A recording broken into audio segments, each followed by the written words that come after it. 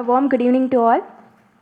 I, Anvita Reddy, on behalf of Extramural Lecture Team of IIT Madras, welcome you to today's panel discussion on ISIS and South Asian regional security. We have with us today 4 eminent panelists. Our distinguished panel includes moderator Mr. S. Narendra, panelist Dr. Manoj Joshi, Mr. Zaheeruddin Khan, and Mr. R. Natraj. Mr. S. Narendra is a media consultant and a retired spokesperson of the Government of India. Advisor to a number of prime ministers, his career was spread across various areas as foreign correspondent, Director General Advertising and BBDO, and Principal Advisor of Planning Commission of India. He specializes in human development area strategy and research. Mr. R. Natraj is a retired Indian Police Service officer and the former chairman of the Tamil Nadu Public Service Commission. He is retired from his 4-decade-long public service career as Director General of Police in 2011. He has been a part of the Central Reserve Police Force and has served in the difficult areas of Northeast India and Jammu and Kashmir. He is presently the member of Legislative Assembly from Mylapore constituency. Dr. Manoj Joshi is an Indian journalist and author who writes extensively in several academic publications around the world on security, foreign policy, and media-related issues. In his career, he has reported on the rise and fall of militancy in Punjab, India-Sri Lanka venture in 1987, India-Pakistan crisis, and many more. Mr. Zaheeruddin Khan is the managing editor of Siyasat Daily, an Indian Urdu language newspaper and online news blog based out of Hyderabad, Telangana. We now request Professor Sudarshan Padmanabhan to welcome the guests with fruit baskets.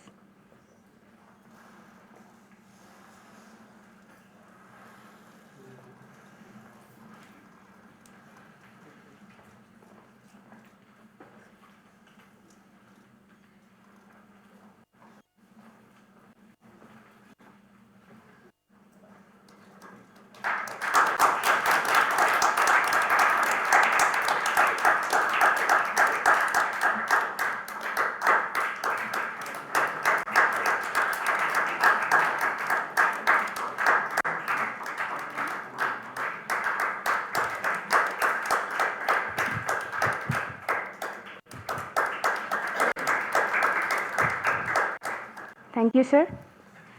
We now request the panelists to speak on the topic for 5 to 8 minutes before we start the discussion, which will then be moderated by Mr. S. Narendra.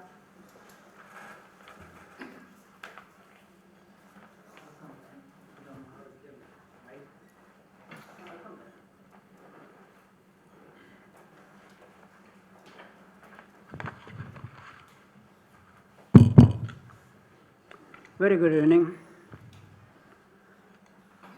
Distinguished panelists and faculty and members of the IIT students community. I deem it a privilege to be invited to participate in the panel discussion.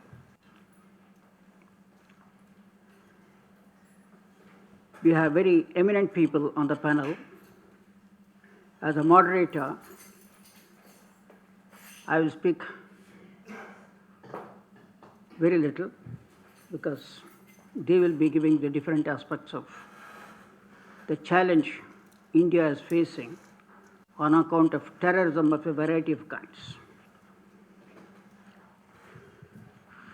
The very title of today's evening event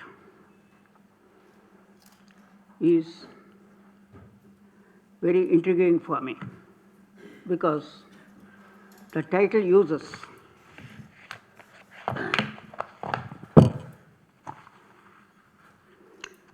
ISIS and South Asian regional security. The acronym ISIS, I hope all of you know what it stands for. Islamic State of Syria and Iraq. Unwittingly, all of us have become media for ISIS. Not many people may know in this room, even the media in India does not know. 1 year ago,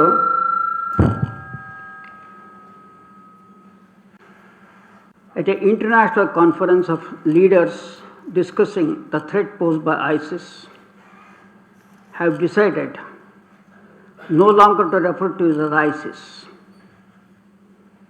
It is known as DAISH, Daesh.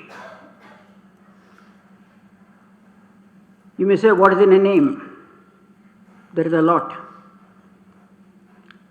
ISIS, unlike Al Qaeda and various other terrorist outfits, is the first one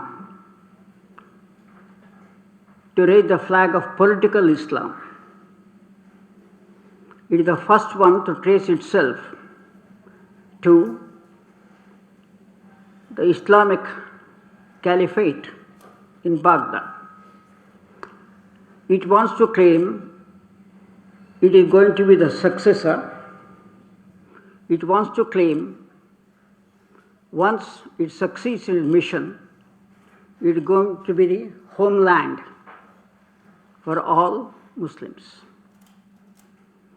Even the government of India 6 months ago issued a notification changing officially that no longer we should refer to this as ISIS. The very fact it has not registered on any one of us shows the power of ISIS or Daesh, because in a short reign of about 12 years, it has not only managed to capture a lot of territory in the troubled areas of the Middle East, but it has also captured the mindscape of not only vulnerable populations, but even some of us who may be opposed to it. As we are speaking, Iraq, Turkey, assisted by US, Russia and variety of other countries are fighting in the Middle East to oust ISIS from its territories. According to experts in the United States who have some experience of fighting in the Middle East, this fight is going to take quite a while to succeed. It is very essential that ISIS or Daesh is pushed back and the territory reclaimed, because the day it happens, the message that ISIS is invincible will go. It will debunk its claim that it is the inheritor of a legendary empire. But ISIS is one of the latest outfits in the long history of terror. If ISIS is defeated, there could be some other claimants coming to claim its mantle. The battle is not about territory, physical territory. It is about the war of ideas, the narratives. This challenge is going to be there even after ISIS is physically defeated in the Middle East. It will not go away. India has lived with terrorism for more than 30 odd years now. It started with militancy in Punjab. Kashmir has always been simmering. A friend, police officer, would tell you the Northeast, from the day of independence till now, is not really very peaceful. But what is so different about this challenge? Like the Punjab problem, what is the Punjab problem? It's a political Sikhism. Raj Karega Khalsa. That slogan was very appealing. Mr. KPS Gill, an eminent police officer who was interested with dealing with the Punjab problem, told the government, so long as the government is not seen to have an upper hand in the fight against the militancy, the silent majority will not support the government. The same is true about ISIS. But it is not so much the physical threat that we should be worried. ISIS extolling the virtues of an outdated era, of an outdated Islam, is using the most modern, state-of-the-art 21st century digital tools for propagating itself. It is using virtual sanctuaries. Government in India, United States, and various other countries try to dismantle thousands of ISIS sites on the online sanctuaries, but thousands more are cropping up.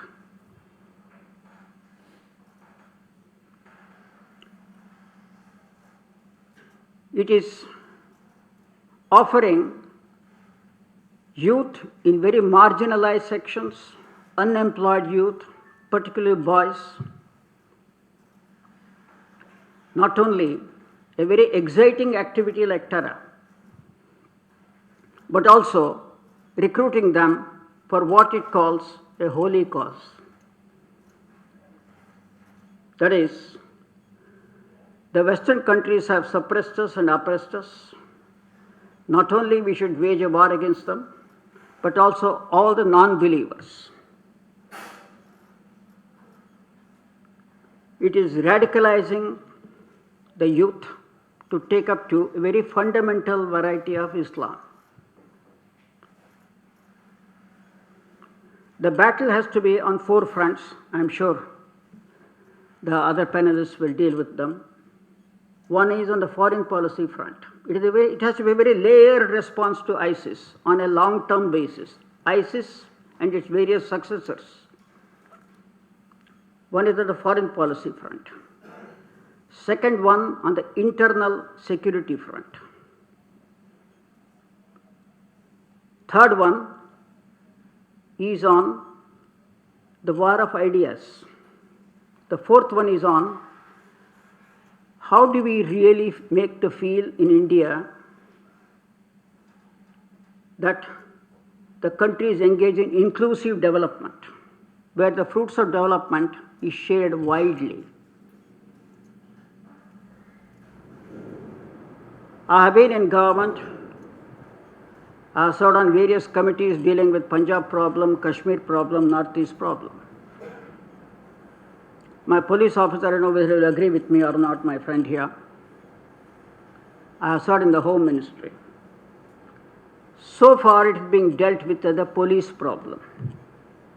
It is dealt with as a media problem, but not as a political problem, or a social problem, or an economic problem. Second, India is a federal country where policing is a state subject. Broadly, the Home Ministry is the nodal ministry for dealing with intelligence, policing, law and order, infrastructure for law and order. There is sharing of intelligence between the Government of India and the states. On paper, the arrangement looks very well-oiled machinery, but in practice, it is not a very well-oiled machinery. The police forces are underfunded, undermanned, undertrained, under-equipped to deal with the kind of challenge that we are facing. Second point that we need to bear in mind is ISIS in the propaganda tries to tell its recruits, not only we give you a holy mission, there is an emergency. Islam is under threat. You as an individual can fight for it. You don't need an army. You can do terrorist attacks. You can do X, Y, Z. As a result, even from Western countries, young boys and girls getting educated in the best of schools with the best of facilities are tempted to go and join the ISIS. If that is happening, you can imagine how tempting it is for a boy or a girl who is poor, unemployed, to go and join them. The government efforts in terms of propaganda, I don't want to call it propaganda. I don't even want to call it counter propaganda. It is communication. So far has been extremely limited. It is highly bureaucratized. At a community level, there is hardly any kind of a political communication. The last point I want to make is, in India, there is not a single year where there is no election. Some state assembly or some parliamentary election or something is going on. As a result, politics is always in a campaign mode. In a campaign mode, sometimes temperatures rise.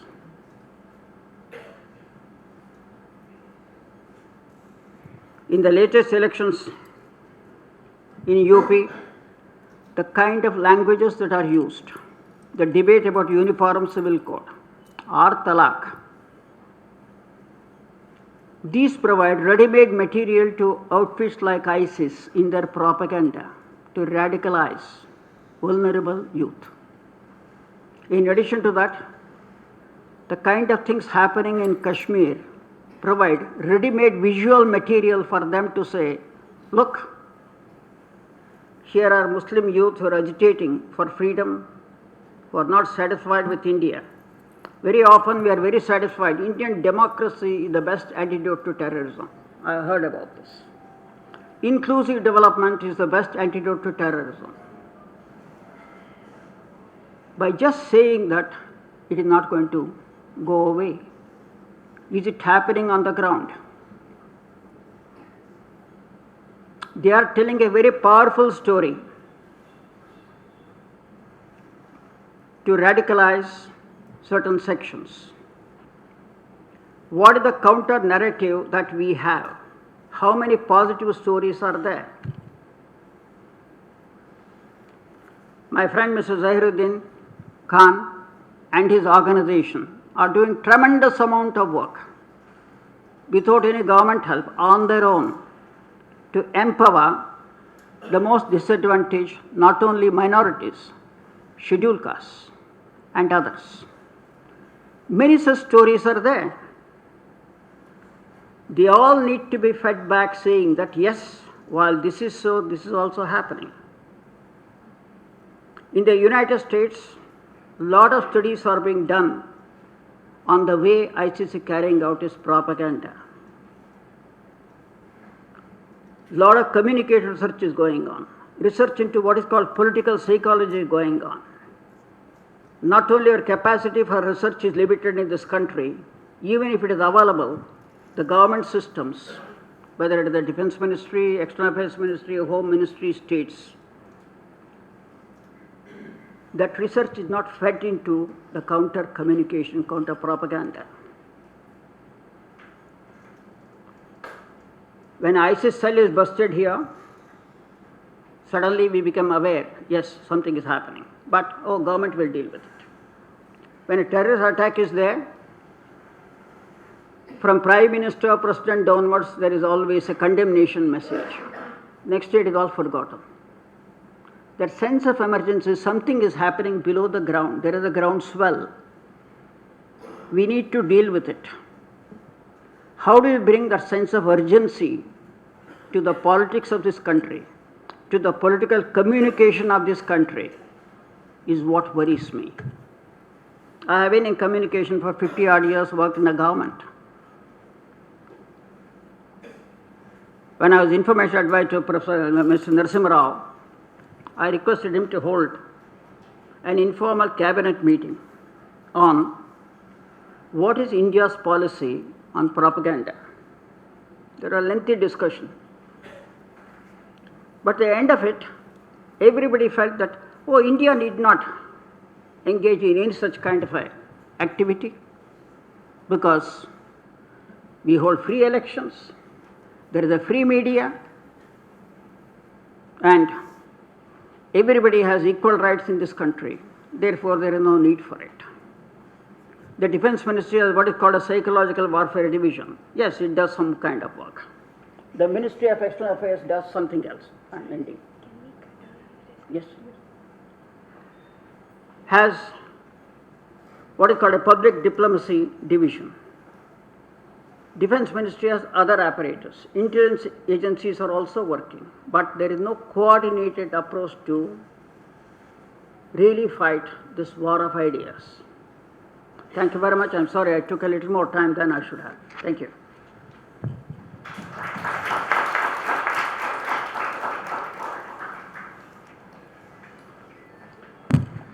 Thank you very much, sir, for that insightful talk.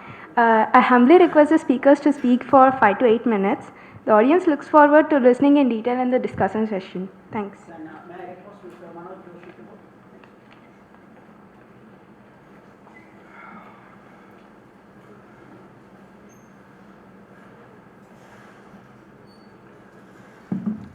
Thank you, Mr. Narendra.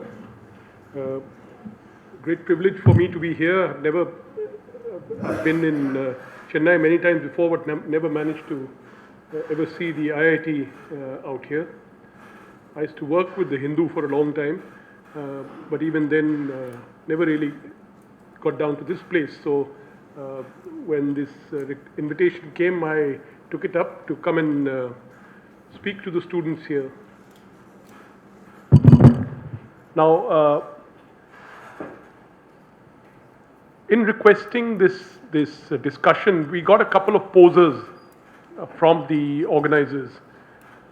And what I'll do is that I'll just quickly go through that checklist and give some responses and then make some more remarks.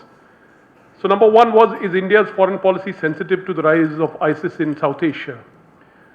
Now, that itself is a question mark, because if you look at, you Google Islamic State in South Asia, and you will get hits for Islamic State in Southeast Asia, which means that as of now, IS is not really something which registers, when you talk of South Asia.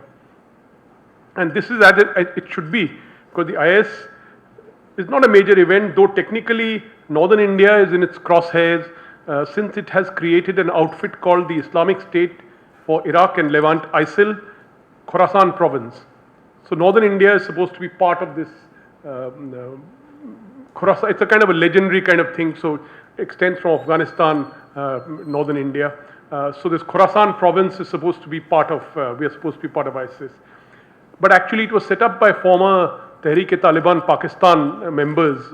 Now this group, as you know, Tehreek-e-Taliban Pakistan, is the one that rebels against, which is attacking the Pakistani state and its institutions. It's kind of rebel Taliban operating in Pakistan. So since 2014, these people, some of these people set up this Islamic State thing. Second question was, how can India work with SAARC neighbors to address security issues? It cannot be characterized strictly as regional security, since the threat of ISIS affects India, Pakistan, Bangladesh differently. That, I think, is an astute observation. The point is that SAARC itself needs to do much more in terms of coordination with regard to terrorism. But the problem is that one of the SAARC members, namely Pakistan, uses groups, militant groups, terrorist groups to attack India. So you can hardly have any kind of cooperation in these circumstances. But yes, of course, you can have cooperation with states like Bangladesh, and we do have cooperation with Bangladesh. So I think this answers the question, is ISIS even considered a regional security threat? As of now, I would say it's not. What is happening at times is that the Pakistani Inter-Services Intelligence Agency is often raising this, in North India we use the term Hawa. It is using this, it is trying to scare people by saying that the ISIS is here, but actually some of them are really ISI controlled groups who pose as ISIS. Because what is ISIS? Someone is in a chat room, that can be an ISIS. So how do you know which is real ISIS, which is not real ISIS? So there is this problem with regard to sometimes the manifestations of who is, people are, as you know, that a lot of ISIS activity takes place online. And a lot of ISIS features are the features of self-radicalization that happen when people are online, they chat, then someone contacts them, and then they discuss various things, and people get radicalized. But the point is, in today's world, it's very difficult to determine who exactly is on the other end. And as far as South Asia is concerned, you have a lot of mischief, particularly our friendly neighbor in the West, which does all kinds of activities, and one of them is to pose elements as ISIS. And they want to do that. Why? They want to say that ISIS is a big danger in Afghanistan, Pakistan, because they want to attract the attention of the United States and the West, and say that we, Pakistan, are in the forefront in fighting against the ISIS,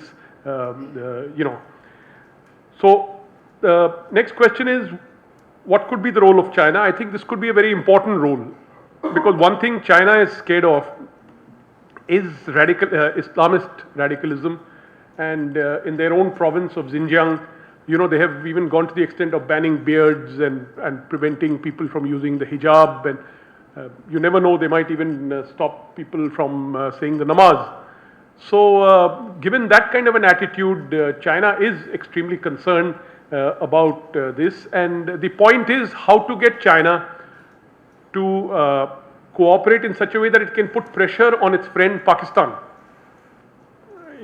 about the dangers of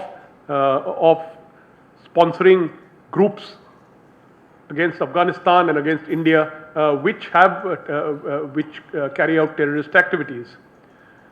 So is ISIS tapping into the sentiments of socially, politically, religiously, culturally disaffected? To a certain extent, yes.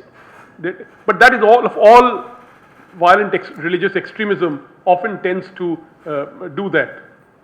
And what is the way forward for India and her South Asian neighbors? I would say in many ways it's more of the same, because we've actually been doing quite well.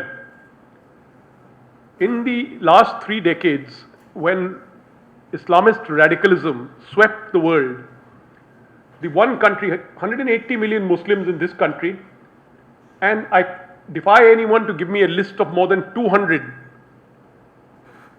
who can be classed as terrorists, violent extremists, who deserve jail time. Give me a list of 200, you will not be able to reach that point. If you take in the Indian Mujahideen, you take in the people who have been convicted, etc. Which means that we have actually got away fairly cheaply, which I will come back to discuss some of this subsequently. Of course, I would not like to minimize the danger. We have seen in Bangladesh, the terrible attack in the Holy Artisan Cafe on July 1st last year, when 22 people, mainly foreigners, were killed. A Canadian of Bangladeshi origin was involved, and he was told by his contact in the militant group, Abu Tariq Muhammad Tajuddin Kausar. So these people were actually linked to ISIS. Bangladesh has been in denial, but there has been this particular attack definitely had ISIS footprints.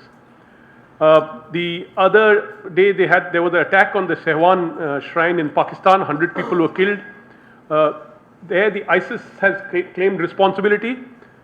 As of now, we don't know whether because when these terrorist attacks take place, many people take responsibility. And in the case of Pakistan, it's peculiar because the Tehreek-e-Taliban Pakistan and some factions of it pose as ISIS. Now, as far as the West is concerned, the big attention drawer for the ISIS was the Paris attack in 2015. And then, of course, the bringing down of the Russian airliner over Egypt in November. And but of course, as far as the outfit is concerned, which is called the Islamic State, which is called Daesh, Islamic State of Iraq and Levant, ISIL, it was originally confined to the geographical region that it controls, which is eastern Syria and northern Iraq, and subsequently parts of Libya. But later on, organizations like Boko Haram, which operate in North Africa, they swore allegiance to ISIS. We have seen extremist groups like the Islamic Movement of Uzbekistan and as this TTP some elements of the Taliban say that we are now ISIS. Now today there are scores of extremist organizations who all say that no, we are ISIS. But it's a kind of a, not even a franchise, this thing. It's a kind of an expression of that kind of radicalization. It seems to be everywhere now. Indian newspapers give us all kinds of details and they tell us this organization is here and there, and so many people have been caught, so many people are saying this. But many of these people are people who are basically looking at these websites, and I think that alone is not enough to categorize someone as an ISIS man. Now, the ISIS is under physical pressure in the home area. Now it's under attack both from the Iraqi side. The Russians also got into it, and the Syrians got into this. But the strange thing is, under ISIS theology, they have a peculiar theology which they say that we are living our life as per it was lived in the era of Prophet Muhammad. So all this business of sexual slavery, of beheading people, of destroying idols, all this barbarity that has been put across, they say it is because this is the way things used to be in those times. Now, one of the things they say is, that theology says is that there will be a millennial battle at a place called Dabik. And Dabik is the place, Dabik is the name of their magazine also, their internet magazine. So they say the forces of jihad will be defeated in Dabik, and thereafter the Messiah will come, and then Islam will conquer the world. This is their theology. So the fact that they are defeated in their own home territory is not something which is going to, they actually say that we anticipate this, we are going to be defeated. So I think what the world has to anticipate is that this organization will be defeated in its home ground, that is the Iraq-Syria area. But thereafter the worry for the world is all the people who have gone there, the thousands of people. And we in India don't have much to worry about. But countries like Maldives, which is, as you know, just one island, main island, from Maldives some 60 to 70 people have gone. And of course from European countries there have been thousands of people who have travelled there. So everyone is very worried that when these people return, what is going to be the nature of, what kind of terrorist threat there will be. I think, to my mind, there should be three steps that are really required. First is that, of course, you have to contain that ISIS and defeat them and crush them in the area where they are. I think there is no option to that, because as long as that attraction remains, people, of course now it's much more difficult to travel there, but at one time people were traveling via Turkey, they were traveling in different ways, but that particular area must be crushed. I think one danger that has to be, you have to worry about is that using Shia forces or non-Sunni forces, what will happen is it will harden the resistance of Sunni-dominated ISIS areas. So this what should I say, sectarian divide also has to be taken into account, because many of the Iraqi army is overwhelmingly Shia. But the Iraqis so far the record has been quite good. That's not a problem. Earlier there was a problem. There was a problem on that score. The second effort needs to be made to choke the ISIS finances. A lot of support comes from Saudi Arabia, Gulf Emirates like Qatar, and this is not acknowledged there, because these countries are allies of the United States. So often this kind of slips by, meaning the kind of money that has come in. It is well known, for example, oil was being, for a long time, till the Russians started bombing, there were huge convoys, there were miles, kilometers of convoys, and yet the Americans said nothing about it. The oil was going from this area, going to Turkey, and was being exported out, which was supporting the ISIS state. So there are big question marks about the kind of reportage that we have seen from Western press. I'm not going to call it fake news or anything, but the point is, yes, the point is that they were deliberately suppressing, and they have been deliberately suppressing some certain kinds of news. The third is a more complex, longer term task, and which doesn't, brook much delay, which is to undermine the Daesh's ideological appeal. Now, as I told you, this appeal arises from its claim that the life in the caliphate is lived as it was in the time of Prophet Muhammad. So to many simple Muslims, this kind of sounds very attractive, that I'm going to be living in this kind of a... Now this has included enslavement of non-believers, beheading of defeated enemies, and all this kind of stuff. But if you look at other religions also, if you look at the Old Testament of the Christians or the holy books of the Jews, they also say that there are laws which demand death for cursing your parents, or premarital sex, or adultery, slaughtering enemies, massacring the defeated. All that is there in the old books. The question is of how do you deal with it in modern times? You obviously cannot do that. You cannot go around slaughtering people, and claim that this is the divine law. So the practice of scriptures are there for every faith, but the literal interpretation, there is a problem. It has, in parts of the Christian areas, this has changed. But organizations like ISIS have continued to create that appeal, saying that literal interpretation of the scriptures. Most Muslims, of course, do not believe that it's a good idea to, the average Muslim doesn't believe it's a good idea to enslave non-believers or to do all the things that are done in the name of the ISIL. But there are many people who are enthralled by the preachers, and the preachers themselves are half-educated, in any case. But this is something which has to be left. This is the responsibility that other Muslims have to take. For us non-Muslims to go and say that, look, no, there's something wrong with your religion, or you must fix this, is a bit complicated and difficult. It is something which must come from within the world of Islam. And this is something which we need to constantly push. Finally, as I told you, that as far as India is concerned, the good news is that ISIS has very little traction here. Couple of people have been looking at ISIS chat rooms. Some guys have gone off to Afghanistan. Some fellows have gone off. We don't even know they're not even in any kind of list. The Indian Muslims, as of now, have their feet on the ground and show no signs of being attracted to the Daesh ideology.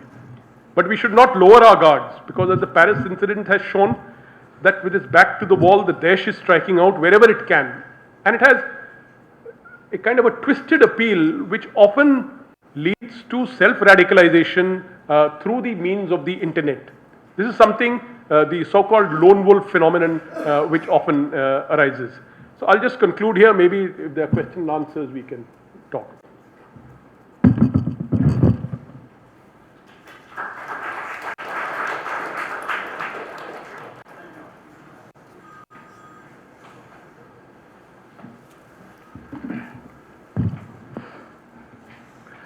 Good evening to all of you. I won't take much of your time, exactly 5 to 8 minutes. War, they say, is politics by other means, and terrorism is war by other means. Dr. Narendra has very nicely given the framework for this seminar. The foreign policy issues, the internal security, inclusive development, and the role of the governance. I don't know, you had a premonition that something will happen in ISIS land when you planned this seminar today. So today's newspaper was screaming headlines of one of the Hafizuddin from Kasargod, one of the 17 who went to Syria, Iraq, and he was killed in a drone attack, and that was the headlines. And also it contained the 2 other operatives from Gujarat were arrested, and also a follow-up in some other arrests were made in Tamil Nadu, our own Tamil Nadu. So whether the threat of ISIS is looming large in India, or whether we should ignore it, or we should wait for the fraction to build up, is the moot point. Because I always believe as a policeman, if we feel secure, insecurity creeps in. If we feel secure, insecurity creeps in. We have always found this particular phenomenon everywhere, everywhere. We had the 1993 incident, Mumbai blast, serial blast in 1993 in Mumbai. Then after that, in 1998, we had a serial blast in Coimbatore. Then again, after that, 2008, we had the 26/11. So we keep getting these things again and again and again because we let our guard down and these things happen. And coming to the point of the foreign policy, I would say now the foreign policy as well as the administration determined to tackle terrorism, trans-border terrorism in an effective way. The way they handled, they had an attack, made an attack in Burma, Myanmar, and again in some of the areas in POK, after the army camp was attacked in Pathankot. These are all incidents which very clearly say that our determined action, we are going to deal with this, not going to leave it like this. After 2008, 26/11, there was so much of cry, the entire country, why can't I do something to teach these people a lesson, at least to protect you, you react to the voice of the people here. But that was not done. We said, well, we will engage in talks, we'll engage in talks. We went ahead like that. But look at the way we have handled it now. And that is the reason I feel recently Hafiz Syed of LAT, Lashkar-e-Toiba, the main accused in our 26/11 case, he has been detained in US. He has been detained in Pakistan. Also his, the other co-accused, his own followers, they have been detained in Pakistan. It's raised a hue and cry. And we hear that is mainly because America applied pressure. And they look to China, and China is interested in the Pakistan-China economic corridor. They don't want to interfere in that. They don't want to interfere. So our foreign policy, very pointed foreign policy, is playing a very important role in controlling, in dealing with terrorism. Controlling terrorism, I wouldn't say, but dealing with terrorism and giving our voice in a very clear way. And of course, internal security is very, very important, and it is ordained on the police to handle this.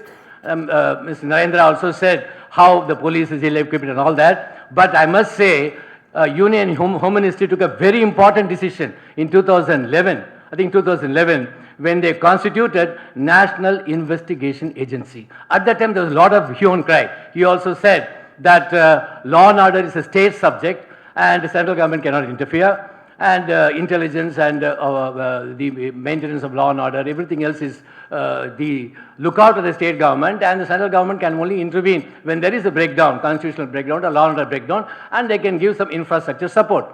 But this National Investigation Agency, that has been a very, very important step in dealing with terrorism, and they have been very silently securing people without much fanfare. If there is a CBI investigation, there is so much of media attention, whereas NIA does things very silently and very effectively, and recent arrests also in Tamil Nadu is a pointer to that. And we cannot say that ISIS is dormant here. As you say, as we all know, it is self-radicalization, which is the strength of ISIS. And the lone wolf for us, for a policeman, the lone wolf is a danger, If there is an organization, if there is a group, then we can tackle with it. How do I handle a person who is self-radicalized, sitting in his room, and he's fantasizing, he's romanticizing about holding a weapon and having some kind of a vision of a greater land where there is this kind of, whatever you call it, his notion of freedom, his notion of the implementation of ideas which he has. That kind of thing is very difficult to handle for anybody, whether it is US or any other advanced country. Dealing with this kind of individual terrorism is a very huge problem.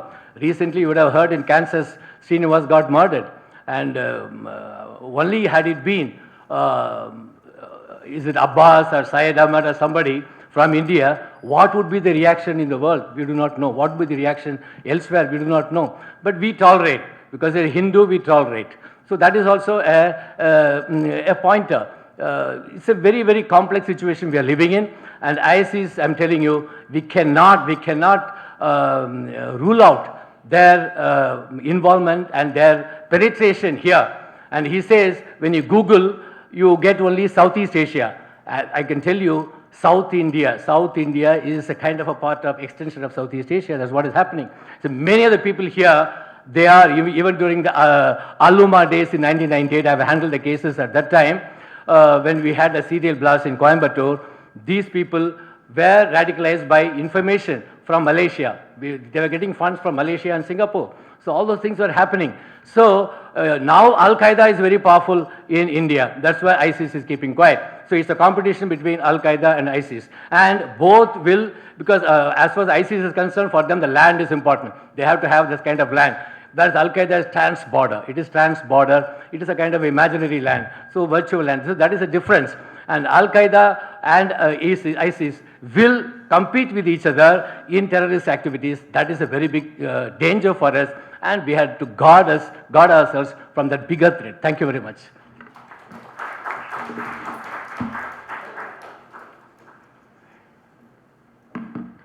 Thank you very much, sir.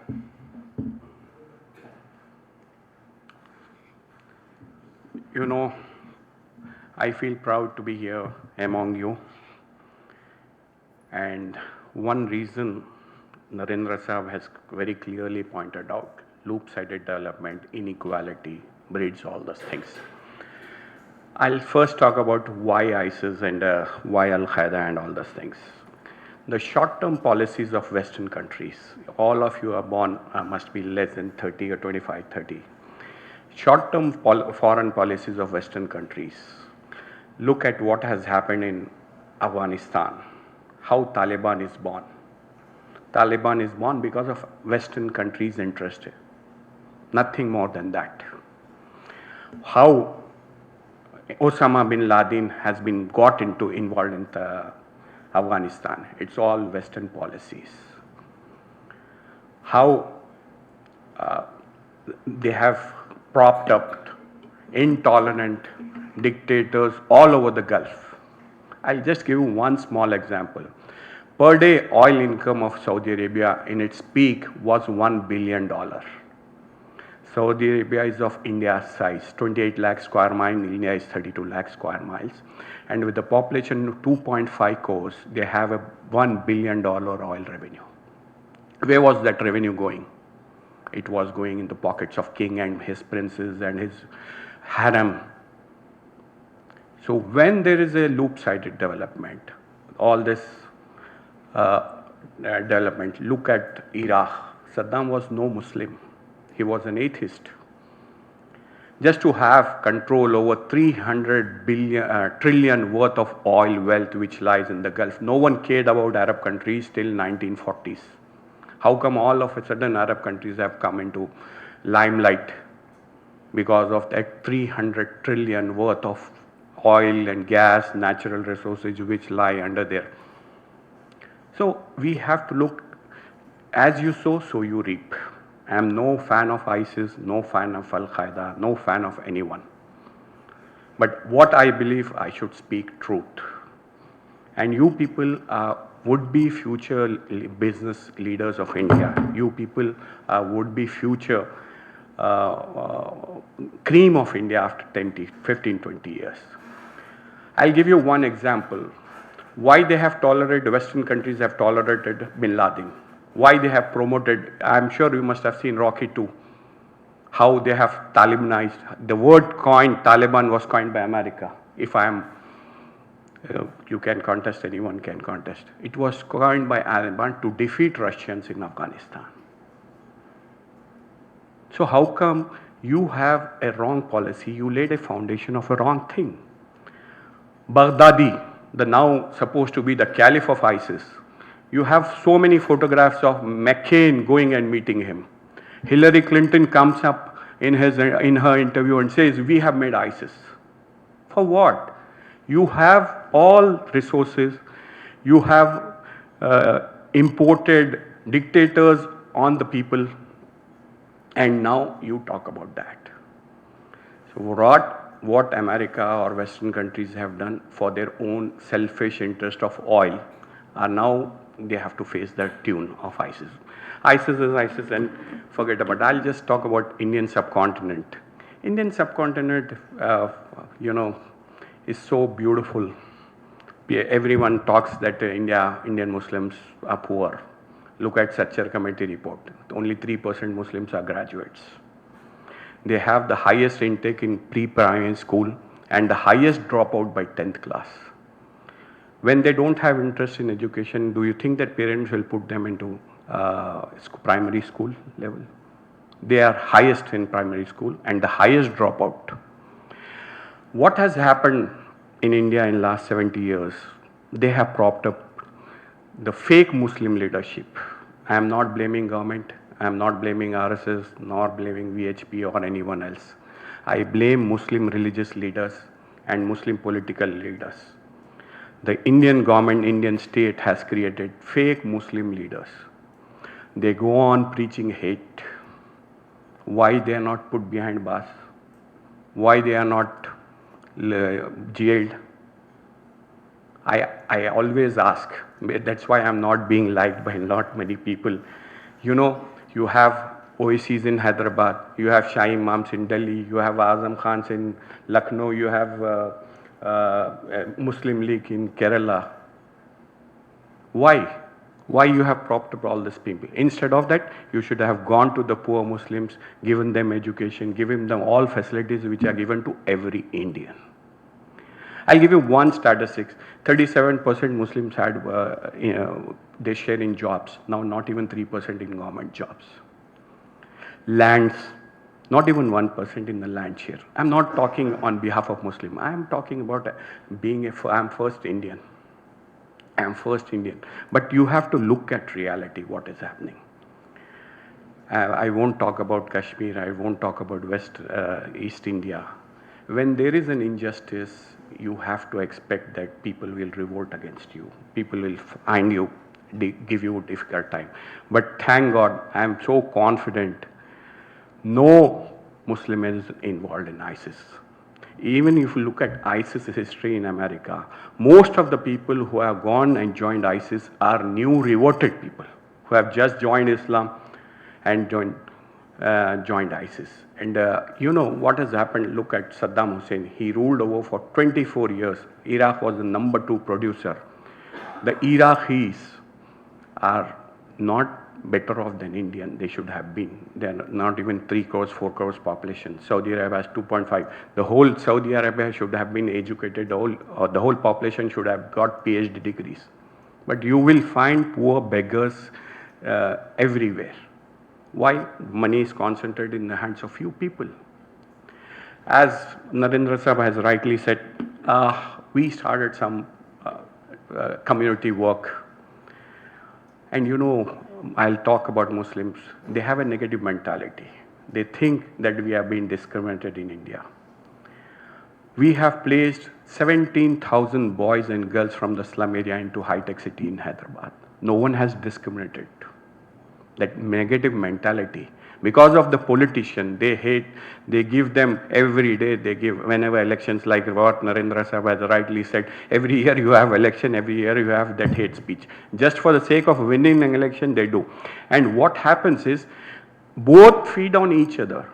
The Hindu communalism and the Muslim communalism grow together, fall together. That you have to keep that in mind. It's very important.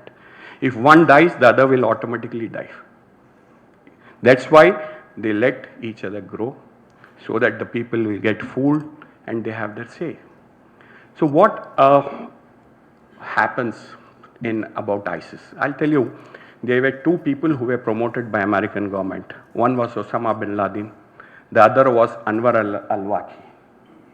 Anwar al-Awlaki. He was an American-born citizen, born in New Mexico. His father was from Yemen or Saudi Arabia, border of Yemen and Saudi Arabia. He was a preacher in America. He was promoted by American government. And for 30 years, he preached in America. He started his discourse against America. And he was the only American citizen shot down by the American forces. Shot down by American forces. The USA President Obama came on the White House podium and said, you have to shoot down him. And now, because of his preaching, he has become 10 times, 1,000 times more powerful than the Osama bin Laden, what we talk about as a terrorist. After Trump came to power, within 3 days, his 8 years old daughter, like you have seen all these videos of how they have killed Osama bin Laden. I think it was one of the best decisions. But what happened when his 8 years old daughter was also killed by Trump administration in Yemen, like the same way they have killed Osama bin Laden. What I mean to say here is, you have to have a long-term policy, not a short-term policy, not a commercial policy aimed at making money. Iran-Iraq war was fought for 10 years. You supported Saddam Hussein against Iran. Why did you support Saddam Hussein? Very short, 1 million people lost life, both sides. For 10 years, both the countries fought. So this short-sighted policies and economic interest is very dangerous. As far as Indian Muslims are concerned, I am sometimes getting disturbed, first time in my life. Whenever there's a riots, whenever there's a bomb blast, people used to call me, all my non-Muslim journalist friends, what is your opinion on it? I said, forget about it. Indian Muslims are so simple, down to earth, even though a lot of they have been pushed to the wall, but they are not going to do anything, because Sufism is a very important part. And another important point, like a lot of people used to say, I also used to feel that Muslims, like whenever they used to take out their frustration, whenever the Pakistan wins a cricket match, they used to burn crackers. That was their frustration. But thanks to the opening in the Gulf, the Indian Muslims have realized that India is better than Pakistan or any other Muslim country. The reason is Pakistani brand Indian Muslim as non-Muslims in Gulf to get the jobs. So they know the Indian Muslims diaspora, I think, are around 80 lakhs in the Gulf working. 80 lakhs of them are working in the Gulf. And they realized what Pakistan propaganda is. That's why they are not falling part of ISI or any other, except for Lone Wolf. But as Sir has rightly pointed out, Lone Wolf is the most dangerous. But another thing I would like to bring it to your point of view is, to your notice is, like whenever something happens, you just put innocent people, like every day you hear boys are in jail for 12 years, now they are released, acquitted. Hundreds of them are. 30% of jail population of India are Muslims. 3 days back, the parliament has given a report. There are people who are not able to give 5,000 to 10,000 as bail amount also. They are like rusting in jail. So we have to take out this policy. And what rightly Manoj Saab has said is the community has to take the initiative. Sir, moderates like us, they are being targeted by fundamentalists. When we started training girls and putting them in American call centers, we have been attacked, we have been targeted. When I just went to perform Umrah in Saudi Arabia, I got a call from TRI saying, sir, you are doing anti-India propaganda. I just laughed and said, oh, give me at least one instance where I am doing anti-India. You may say I am writing against RSS. You may say I am writing against BJP government. You may say I am writing against some other issues, but don't call me anti-India. You know what has happened in Hyderabad? I'll just finish. I think my time is getting over. Hyderabad, there was huge bomb blast. 4 bomb blasts have taken place. Hyderabad, I'll give you background. Hyderabad was one city which was called as Curfew-abad in 80s. Every time we used to have tons of grains in our homes. So that whenever the curfew is there, we have to feed all the staff, 200 people staff ready. Why curfew? There's no curfew in Hyderabad, even though you have communal people like Oasis in Hyderabad. Because the Muslims know the value of education. Our boys and girls from my age, they used to go to Gulf, but now you have parents as auto drivers and children as software engineers. Education can change your life. Education can change your outlook.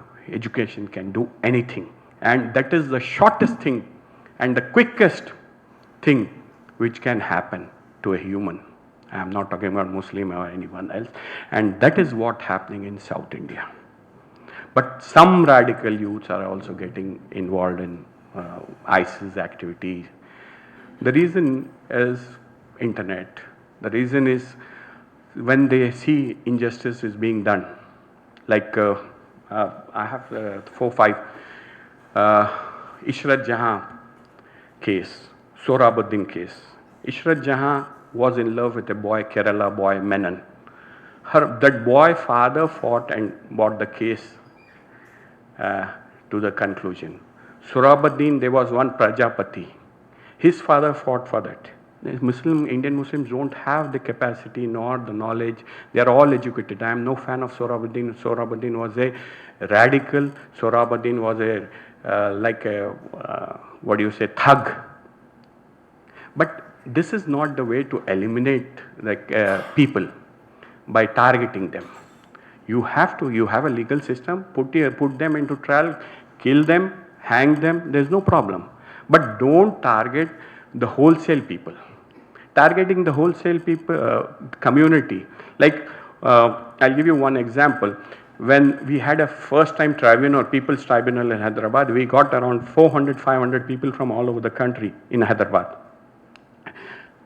Out of 13, only one judge was Muslim, all 13 were non-Muslims. And what they gave a judgment, afterwards the government of India has started fake encounters, stopped fake encounters. Not many fake encounters are happening now.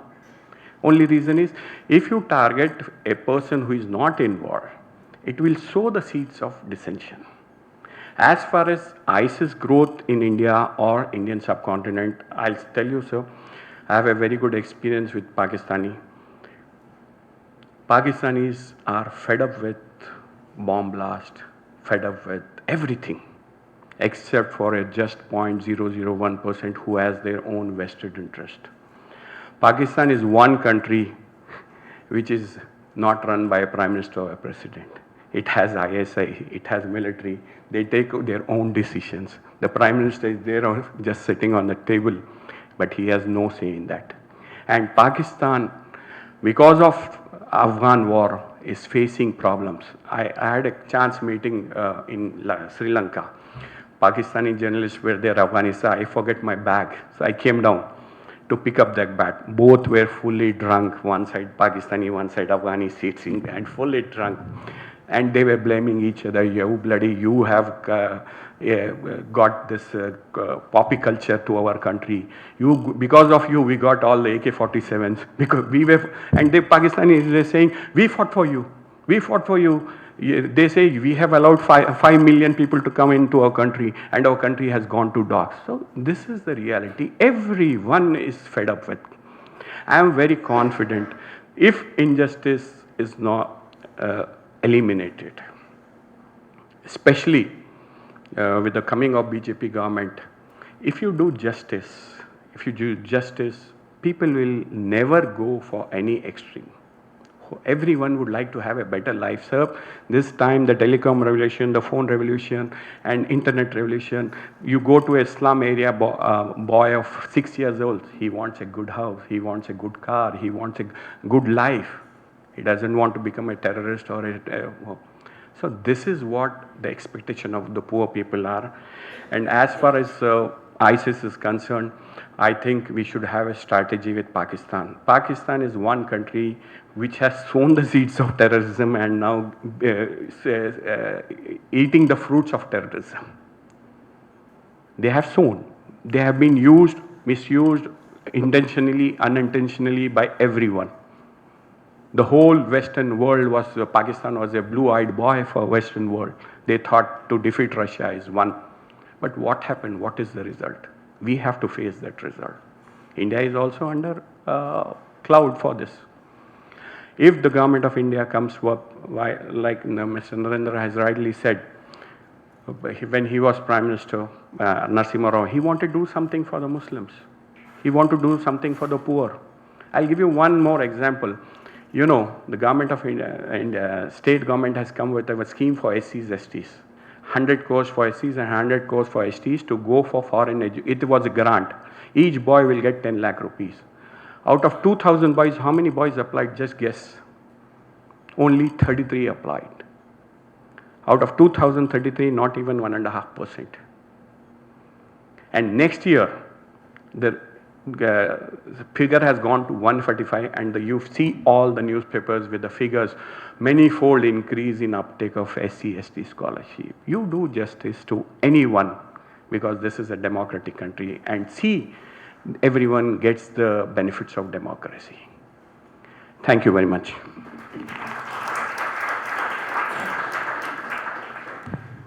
I thank all the panelists for the interesting insights shared. We shall now proceed to the discussion.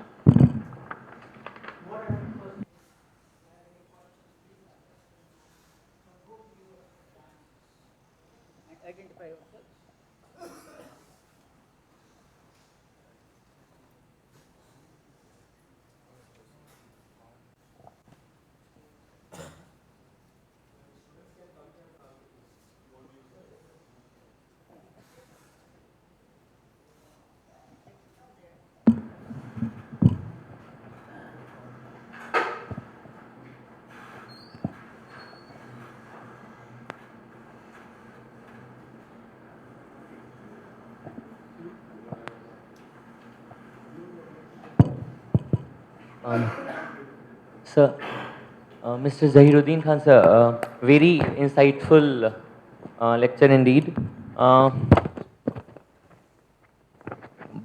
Sir, the arguments of lopsided development and blaming it on the West, which might be partially true, but I think they don't do much good.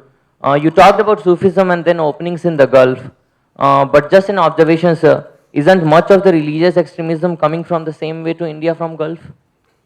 And on Mr. Natraj, sir, you talked about the success of NIA, but don't you think that picking up of innocent Muslim youth by NIA has alienated the Muslim community in many ways?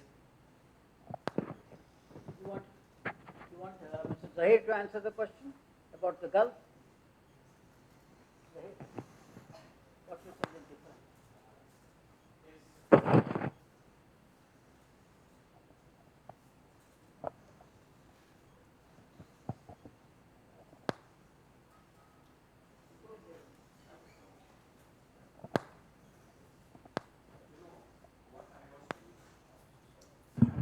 What I was telling is, lot of people have changed because of Gulf.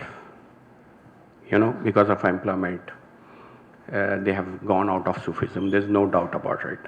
But they have become more Indian because of their interaction with the Pakistanis in the Gulf. Like when I was growing up, I used to find a lot of my other people, family members and others saying, oh, अच्छा है Pakistan, अच्छा है, हमारे Pakistan को खराब मत बोलो. But now no one says like that. And another thing is, you know, when you get educated, when you get attain some financial level, you try to improve that. If I earn 5,000 rupees, I'll try to earn 10,000 rupees in next 3 years, and then 30,000. You have an aim, a goal. When you don't have anything except 5,000, you work for 24/7, 365 days, and your life is zero at the end of the day. No saving, nothing. So that sometimes breed anti-feeling, anti-deprivation feeling and other things. I hope.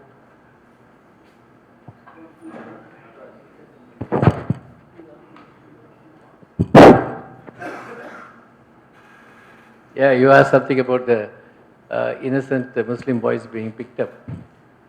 I'll tell you, there was one a small incident. So there was a person against whom there was a suspicion in Chennai, and they came and inquired. There was no evidence against him at that time. He was let off. Then recently, near Gummudipundi, outskirts of Chennai, on the northern trunk road, 3 kg of gold was seized. And I do not know that we have to see the origin of the gold, from where it came and all that. They say it came from northeast. When they started inquiry, one of the fellows, persons from whom, there are 4 people. One was the person from Chennai, and against whom there was a suspicion earlier, he was let off. Now he is deep, now we find that he is a committed operative. He studied in New College, a very normal person, but he has got this kind of link. So they have to, now of course they've taken him to. So I do agree in a situation like this, when there is a bomb blast, when there is a very big problem like this, a law and order problem, you have to inquire and then rule out. So when we secure people, there will be angst. Society will be very angry. I agree with you. And of course, you also said about many of the Muslims or Muslim, I wouldn't say convicts, the under trials, and those against whom charge sheet has also not been filed. They are languishing in jail, not able to produce surety. But why the moderates or even others, the activists, file a petition in the court, and without bail he can be let out. So this is the problem. There is a procedural problem that can be sorted out. In fact, when I was DG prisons, I used to take all those cases where the period has been completed because 90 days the charge sheet is not filed. I used to approach the court through somebody, through the legal aid cell, and have the person and get the person released. So there are all ways and means of doing it. There's no point in crying hoarse. This is what is happening. This is what is happening. But what are we going to do about it? That can be done. So I agree with you that this kind of indiscriminate arrest, it is really hitting the administration. That should be avoided. But in times of emergency, they do that. But after that, there's no.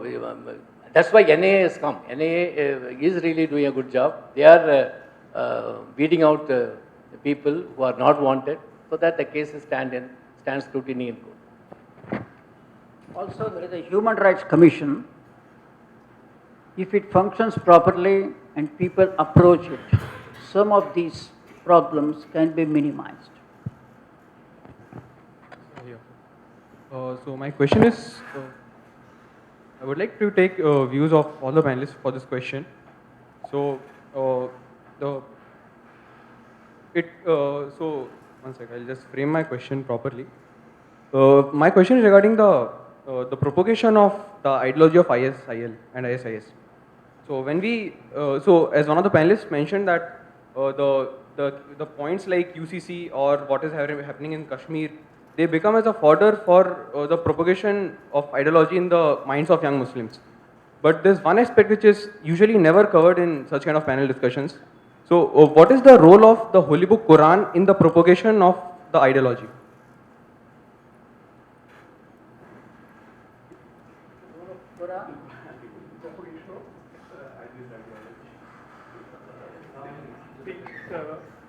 Respond to that, I think. You see, the thing is that what we are discussing at a generic level is something called violent religious extremism. Okay, meaning in analytical terms, we now classify this as violent religious extremism. Obviously, it can afflict any faith. There can be violent religious extremists. You have had Buddhist extremists, you have had Hindu extremists, you've had Muslim extremists. So any religion can get affected by that. So in that sense, you say that, what is the role of this particular book? I think I could say that, the interpretations which are made by people and the actions that are carried out. So if they are violent, if they target innocent people, that is terrorism. Very simple. And I think we know it's very simple to classify what violent religious extremism is all about, because when you indulge in violence and you use your scripture to indulge in that violence, you can't blame the scripture.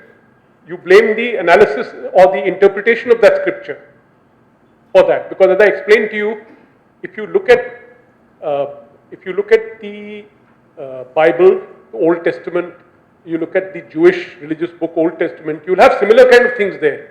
That, God smote his enemies, and they were, all these people are wiped out, or so and so was enslaved, or so and so was. So all that is there in this thing. But what has happened is that, what is the phenomenon which you call the secularization of the Christian mind has gone further. I'm not saying it's gone far enough, because you have some very violent Christians also in certain countries, but the secularization process has gone further. In Islam, for a variety of reasons, it hasn't. Meaning there was, I can go and discuss the history with you. It can start with the rise of the Mongols. The manner in which the Mongols destroyed Islamic civilization was the first great shock, extreme shock. When the Mongols conquered Baghdad, they took the caliph, they sewed him into a hide of a cow, and they stitched up the hide and threw him down there. Meaning it was a shock to the civilization. So you have colonialism was another shock to that civilization. I mean, you look at Indian history, what you will see is that now people who are the leaders of Islamic, from whom Islamic orthodoxies claim, Shah Walilullah in Delhi, Sheikh Abdul Aziz, what you will find is that many of these people regretted the passing of the Mughal rule. For them it was the feeling that, we have been ruling here now suddenly, but I'm talking of centuries, I'm talking of a long period. So I'm saying there is a certain process. In India, we have actually come very far, and that is why in India you don't have India is not a very fertile field for violent Islamist radicalism. As I said, I'm willing to give my challenge that if anyone can give me a list of more than 200 violent religious extremists who have been involved in terrorism, who have been jailed for terrorism, it doesn't go more than 200. In the past 30 years, and these 30 years, have been ones of enormous turmoil in other parts of the world. That is why famously it is said, there was not a single Indian amongst the POWs in Guantanamo. There were POWs from every country, you name it, Sweden, Denmark, who were there in Guantanamo, zero from India.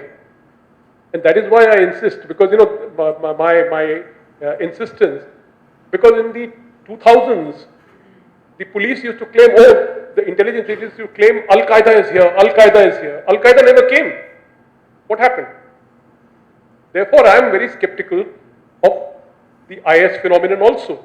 As long as we are able to provide, now this is important, the issues that Mr. Khan raised, the issues of sense of grievance. You must not, if you falsely arrest someone, obviously it generates a sense of grievance, meaning that nothing like being arrested wrongly.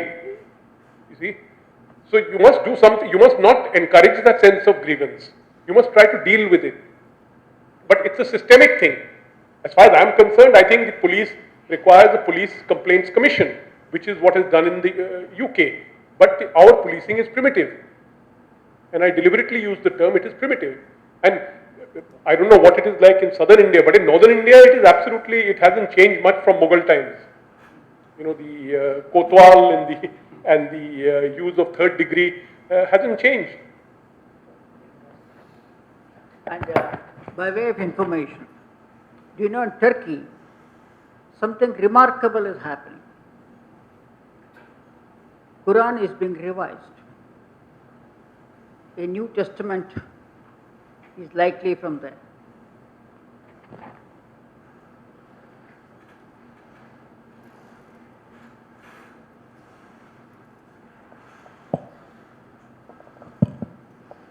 Hello. Hello. Yeah. sir, can I ask in Hindi? Yes. You can answer in English. No problem. So, sir told that मतलब कि जब injustice होता है तो फिर resistant होता है. तो लाइक जब मैं इधर कहीं भी जाता हूँ कंस्ट्रक्शन साइट पे या मेस में, तो यूपी, बिहार और उड़ीसा के लोग ज़्यादातर काम करते हैं.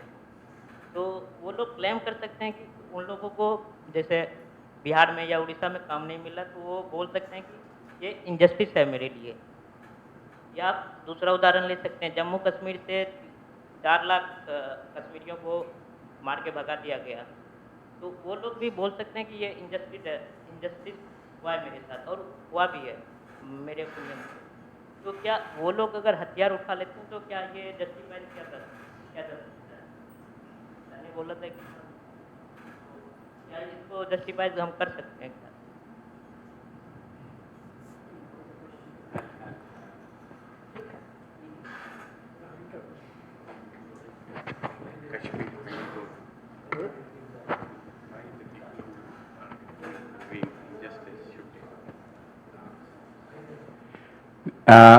देखिए, आप इनजस्टिस हुआ तो हथियार उठाने की बात नहीं है.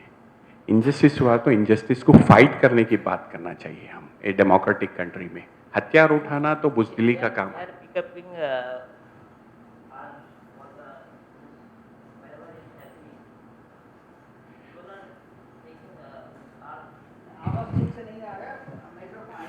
आप एक छोटा एग्जाम्पल देता हूं मैं आपको. केरला में say 32 lakhs people are working in Gulf, just besides you, Kerala, and 30 plus lakh people from northeast UP, Bihar are working in Kerala. हाँ? तो ये इंजस्टिस की बात नहीं है, वहाँ डेवलपमेंट नहीं हो रहा, अपॉर्चुनिटी नहीं हो रही, और आम उठाना एक बहुत बुजदिली का बात है. आम देखिए, कश्मीरी पंडितों के साथ जो हुआ है गलत हुआ है. उसके वास्ते अगर हम फाइट करेंगे पहले, जो जैसा अगर मेरी कम्युनिटी में कुछ खराब हो रहा है तो मैं फाइट करना मेरी कम्युनिटी का, आप दूसरों से एक्सपेक्ट नहीं करो. आप अगर दूसरों के पास भी इनजस्टिस हो रही है तो उनके साथ मिलके फाइट करो, आप तो जस्टिस मिलेगा. वरना आप एक अपनी कम्युनिटी को आइसोलेट करके या वो फाइट करने से कोई मिलेगा नहीं. हैदराबाद का एक छोटा एग्जाम्पल देता हूं मैं. 3 ब्लास्ट हुए थे हैदराबाद में. 200 Muslim boys were put into illegal confinement. Muslim police वाले मुस्लिम फार्म हाउसेस पे लेके जाके टॉर्चर करे. They private parts have been given electric shocks, and I am not saying this. We fought with our non-Muslim social activists, and we got for the first time in India's history 3 lakh compensation per boy for illegal detention and torture. Yeah, we have a legal system. We should fight about a legal system, ना कि हथियार लेने की बात है.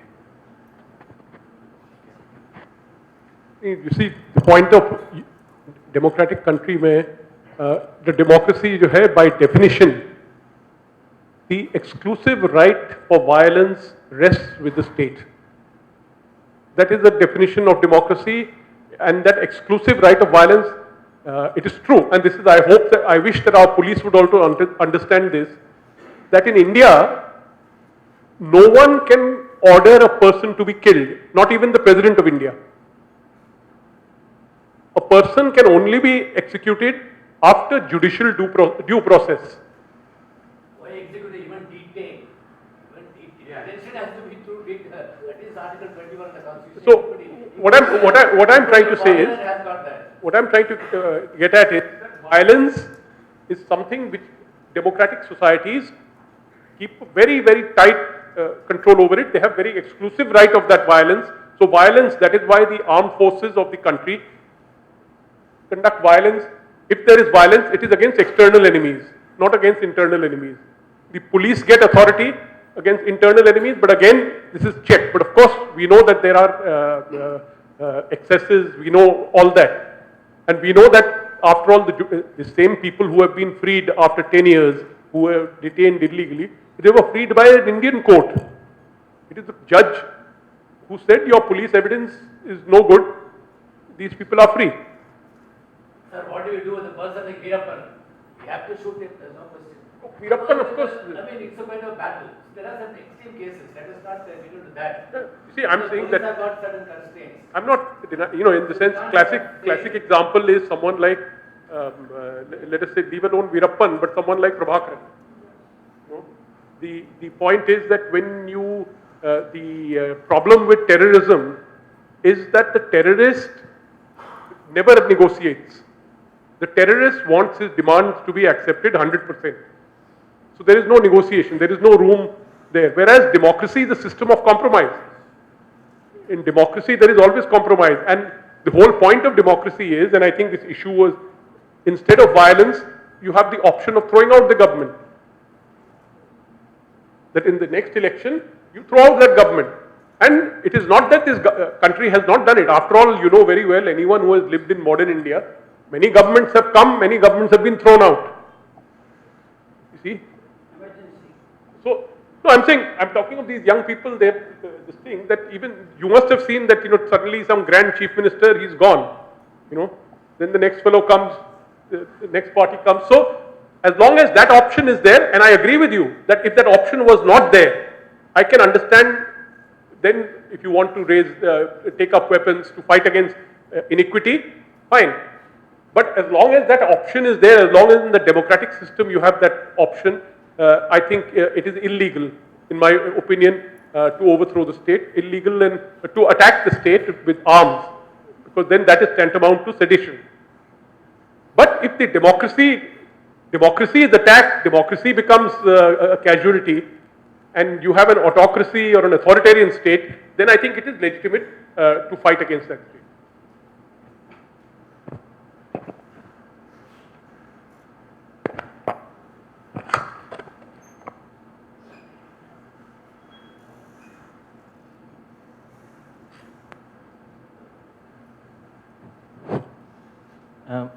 There are many universities in India, and as you told, we are actually we are the cream students.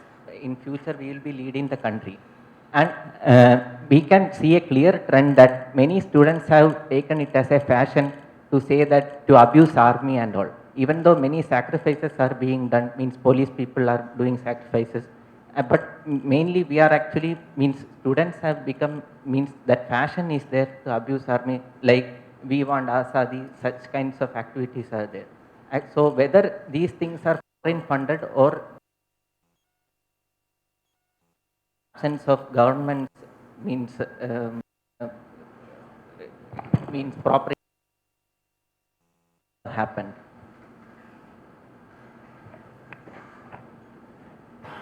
Yeah, your security forces are the favorite whipping boy. Anything happens, you blame the security forces. In fact, he was saying that it's a very primitive policing. But sir, Mr. Prakash Singh, former UP DGP, he was the one who filed a petition in 1996 for reforms in the police department all over the country. And that went on for 10 long years. In 2006, the Supreme Court gave a direction. It gave 7 directions to free the police from the clutches of the political bosses. But the implementation again, it did not take place. So we say about democracy, we say that a government can be overthrown. But you see the average voting pattern is only 50%, 55%. So how can you overthrow? So it's the same people who keep voting. These people who are herded along to the voting machine and they made to vote. So in that kind of a situation, how do you overthrow a government? So it is very, very wrong. In fact, the security forces, both the external security as well as the internal security, they are performing under very great stress, and they face a lot of problems. So it is very easy to criticize them. Of course, there have been excesses. So many inquiry commissions have been there. All those things are conceded. But the situation in which they are in, it's very difficult. I do not know about what is the situation in North India, but here in South, every action is subjected to a judicial review. If I do any excess, forget about even in self-defense, it is an inquiry is made a judicial magistrate, and in the case of a death, it is by a district judge. So these are all things now the Human Rights Commission has come down very heavily. They say that even the postmortem has to be videographed and witnesses have to be independent. All those things are there. So it is very tough for a policeman. On the one hand, the justice is demanded by the victims of crime. When an incident takes place, the victims of crime, they say, yes, immediately we want justice. What are you doing? What is happening? On the other hand, you have the constraints of the judicial system, the procedural system, and a policeman is supervised by so many, the media, the public, the accused, the victim, everyone else. So it is very difficult circumstances he is performing. And it is time that the Police Commission report, the 1977 Police Commission report, are faithfully implemented and the directions of the Supreme Court in 2006. Please Google and see the directives of the Supreme Court, Sabharwal judgment on what should be done to reform the police. If that is implemented, that itself will definitely free the police from the clutches of the political executive, and this kind of criticism will not be there. What you're saying about the criticism of this, against the security forces, and many founded on some reason, but most of it is off-the-cuff remarks. It's very easy to kind of say primitive policing and things like that, but it is a very, very tough situation. In fact, I have interacted with the British police. They come here and they say that if this is the kind of situation you are handling day in and day out, we will jump into Bay of Bengal. That's what they said. So it's a very difficult situation. How do you deal with a situation what we had in Jallikattu incident in Marina Beach? So congregation in Marina Beach itself is illegal, and having a mic itself is illegal. But we kind of allowed and played ball with the youngsters, and we had to deal with the situation in a very, very judicious way. That was a very, very tough situation for the police. Like that, immediately if some action is taken, then the blame comes to the police. So when to take action, when the force has to be applied, is a very, very difficult situation for the police. And so that is where this kind of conflict occurs. This is where the criticisms come. And I only request the society at large not to criticize the security forces across the board, but it should be based on some reason. Last two questions. Last two questions. I would like to answer this question. Okay.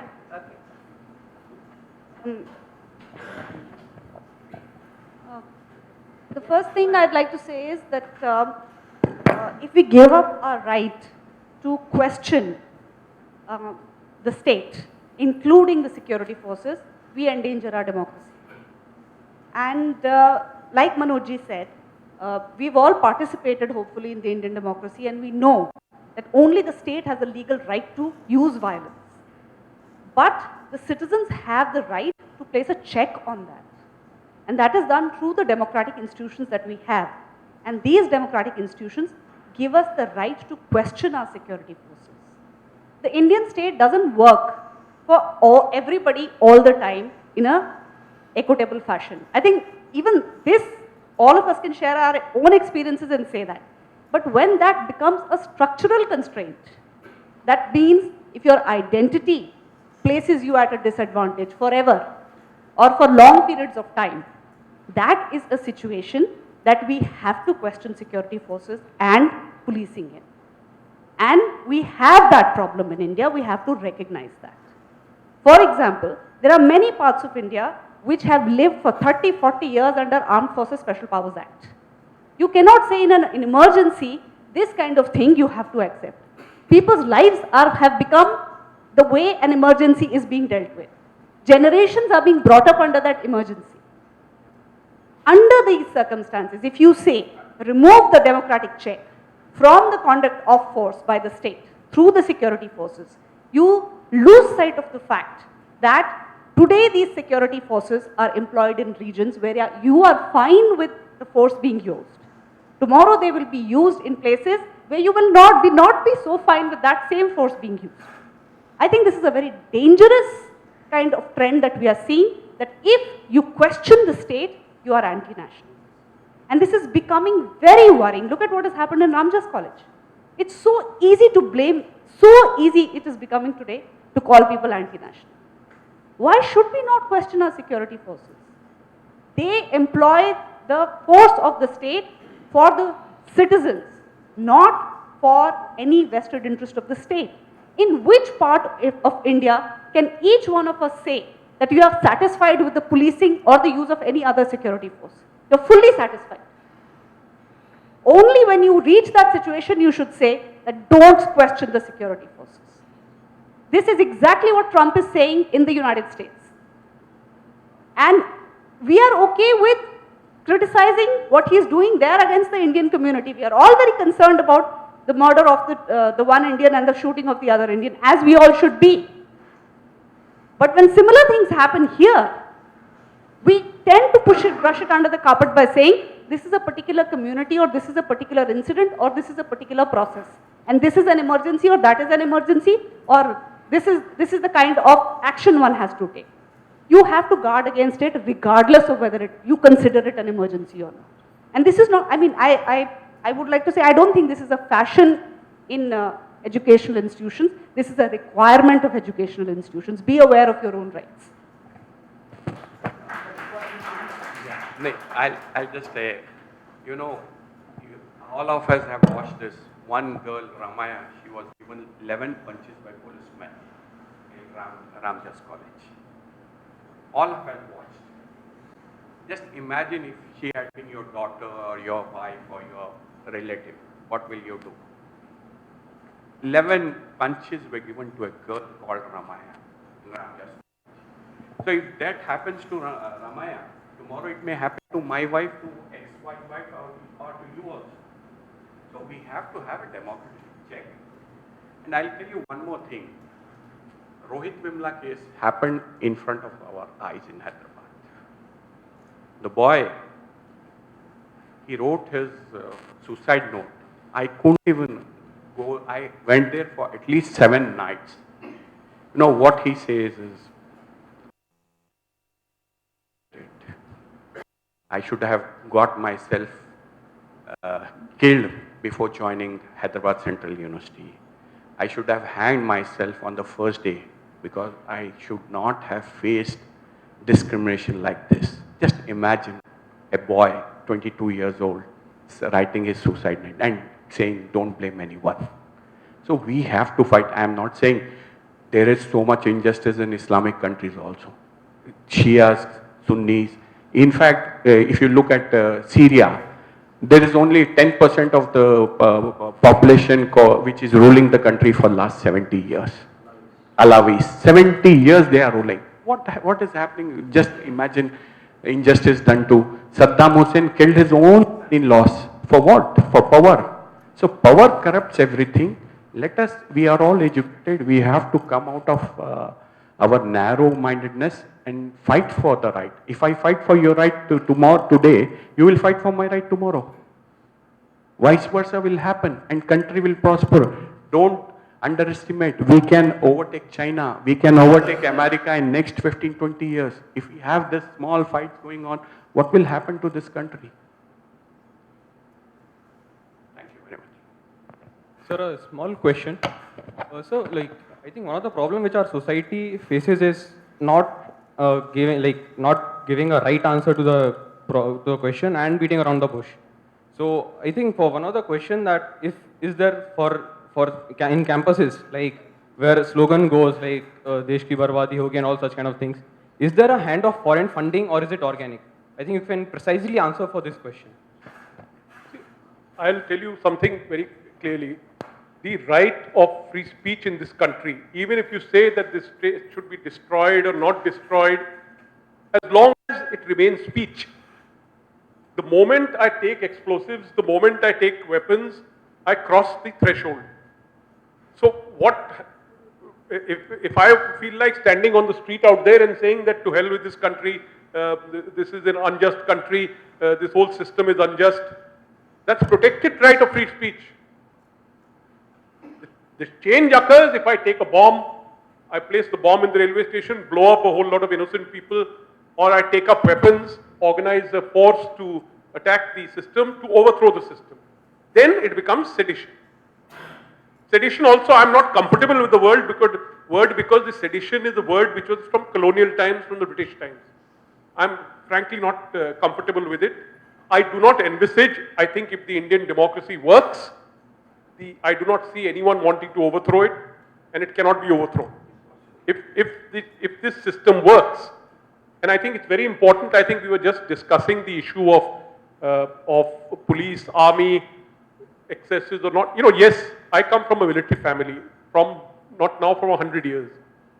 And yes, there are excesses. Yes, there is no war which has been a clean war. Meaning to say that this war or this operation is a clean operation is an oxymoron, it's a misnomer. It can't happen. Wars are dirty by definition. They're terrible things. Terrible things happen in those events.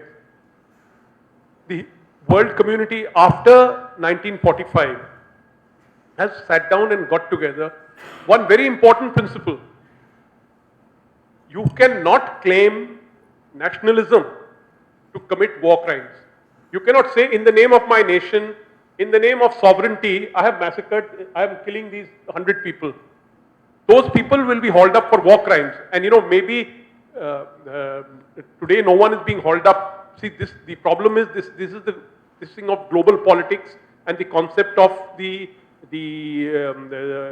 Westphalian state. But there are African dictators who have been tried, who are in jail in The Hague, who have been tried for this. Our country has not signed up for the ICC. You know, we have not signed the Convention on Torture, which I think is shameful, because we should sign if we have the guts to say that our system works. But I think I agree with you that what has happened here is, despite Herculean efforts by people like Prakash Singh, of course, the politicians refuse to accept the police commission reports. They are not implementing them, they refuse to implement them because the politicians in the present system, the politicians retain the control of the police and the security forces. They're not permitting that. Foreign funding?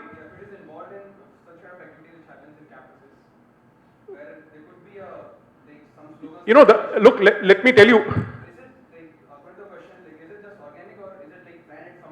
No. I don't care. Meaning, before beating up anyone, I told you, violence can only be inflicted through due process. There is a word called due process, judicial due process.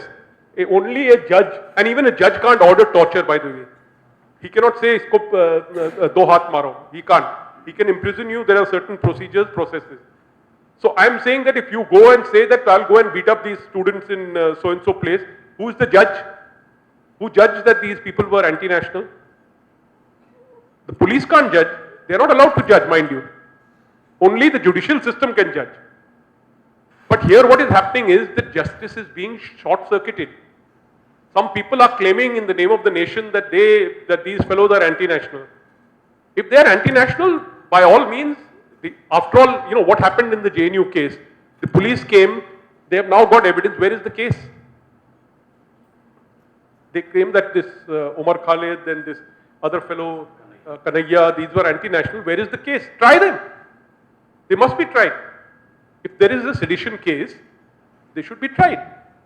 But they cannot be tried through leaks to Z News or to some other, this thing, you know, having duplicate, fraud things put on the internet. That's not the way to do it. You know, if that way we go, then that's the end of this country. And I can tell you one thing, that having seen some of these things in the last couple of years, I was a student activist in my youth, in the 60s, 70s. We fought against the emergency. In that same university, the only university that fought the emergency in India was JNU. And not even the great Delhi University, where Mr. Arun Jaitley was the president. Also fought, sir. Madras University also fought. You know, Madras was lucky. You asked Mr. K. Subramaniam, he was the, I think he was the Home Secretary here. No, Home Secretary. He was Home Secretary here. K. Subramaniam, the strategic analyst, was Home Secretary here. So he says how the Chennai, Tamil Nadu got it easier because of the the system here prevented it. But in Delhi, the great Delhi University packed up. Not a word. We had a 3-day strike, and then the police came and arrested our people. So there is a tradition to fight when things are really very difficult. Emergency meant that democracy had been undermined. In those conditions, you can rebel. But if democracy is there, I think you must adopt the democratic path. And young men don't vote. Young men never vote. Young women never vote. Urbans never vote. It's a holiday on a voting day, Yes. everybody takes vote and a picnic. Three days. So that is real questioning, sir. Real questioning comes on the day of the voting, the elections. Go there and vote. If you don't like the candidate, do nota. 49. They say that I don't like this candidate. Look at what happened to But, America. I have a good pay person. In my local constituency, I had only 55% voting. In spite of my so much of campaign and things like that.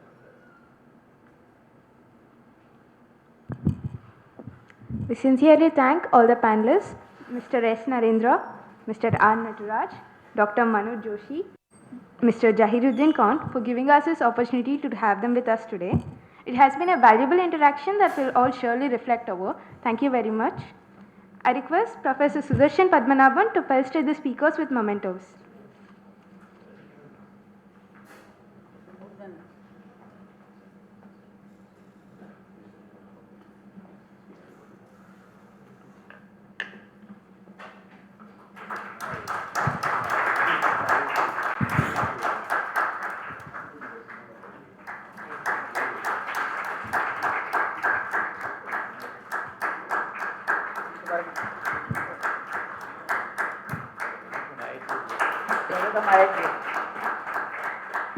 Thank you, sir.